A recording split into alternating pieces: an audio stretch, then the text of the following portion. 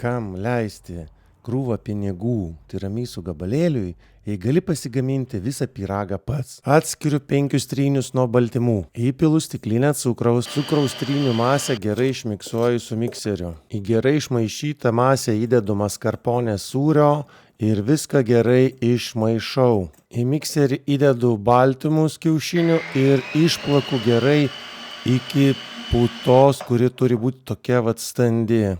Išplaktus kiaušinio baltymus įdedu į paruoštą masę ir viską gerai su šluotele išmaišau atsargiai. Į kepimo indą sudedu biskvitinius sausainius pamirkytus išvirtoje kavoje. Sausainius mirkykite negausiai. Paruoštą biskvito pagrindą užtepu maskarponės sūrio mase. Toliau formuoju antrą sluoksnį iš biskvitinių sausainių ir jį taipogi užtepu maskarponės sūrio pasigamintą mase. Paviršių išlyginu tiek, kiek leidžia tėčio įgūdžiai ir viską užpilu kakavos milteliais. Pasigamintą pyragą pašaunu į šaldytuvą 6 valandom. Kai pyragas sustingsta, išimu jį iš formos ir galime ragauti. Skanaus!